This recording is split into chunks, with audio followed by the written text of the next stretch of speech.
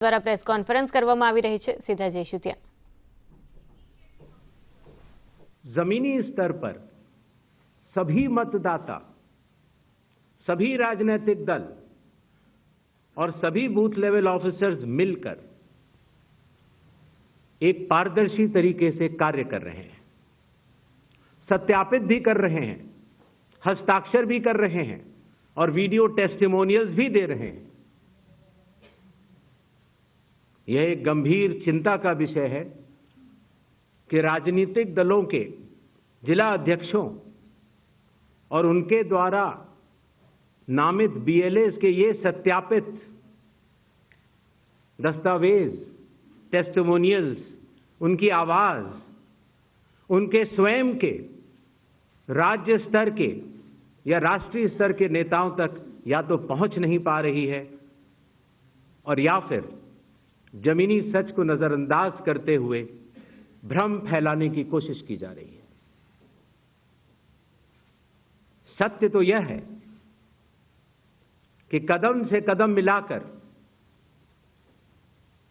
सभी stake holders Bihar के SIR को पूर्ण रूप से सफल बनाने के लिए कटिबद्ध हैं, प्रयत्न कर रहे हैं और कठिन परिश्रम कर रहे हैं। जब बिहार के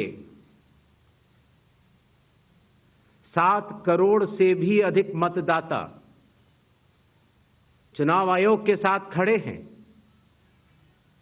तो न तो चुनाव आयोग की साख पर कोई प्रश्न चिन्ह खड़ा हो सकता है और न ही मतदाताओं की साख पर।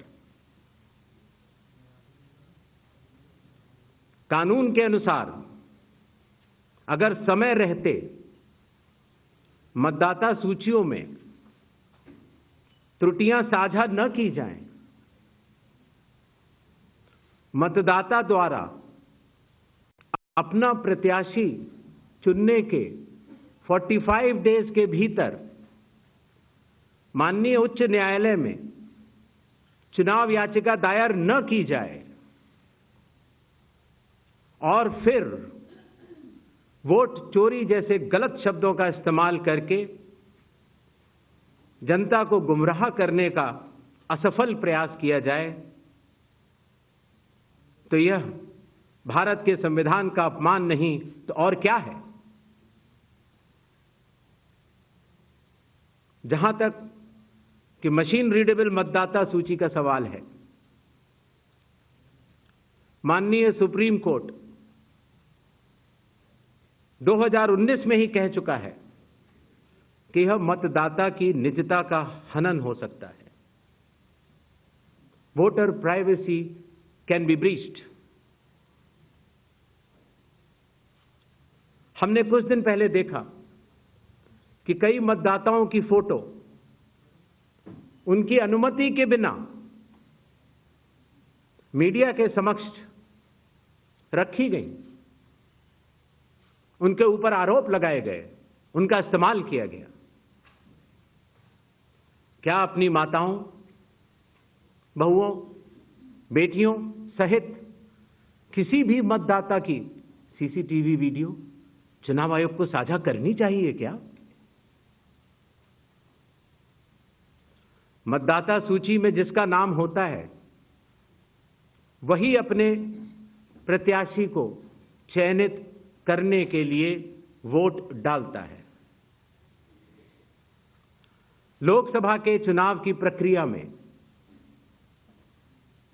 1 करोड़ से भी अधिक कर्मचारी, 10 लाख से भी अधिक बूथ लेवल एजेंट्स, 20 लाख से भी अधिक प्रत्याशियों के पोलिंग एजेंट्स चुनाव के लिए कार्य करते हैं।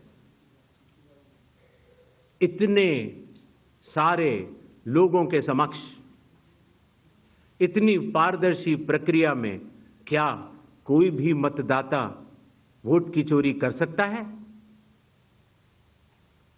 कुछ मतदाताओं द्वारा दोहरे मतदान के आरोप लगाए गए, सबूत मांगने पर जवाब नहीं मिला। ऐसे मिथ्या आरोपों से न तो चुनाव आयोग डरता है और न ही कोई मतदाता। जब चुनाव आयोग के कंधे पर बंदूक रखकर भारत के मतदाताओं को निशाना बनाकर राजनीति की जा रही हो, तो आज चुनाव आयोग सबको स्पष्ट करना चाहता है कि चुनाव आयोग निडरता के साथ सभी गरीब, अमीर, बुजुर्ग, महिला, युवा सहित सभी वर्गों और सभी धर्मों के मतदाताओं के साथ बिना किसी भेदभाव के चट्टान की तरह खड़ा था, खड़ा है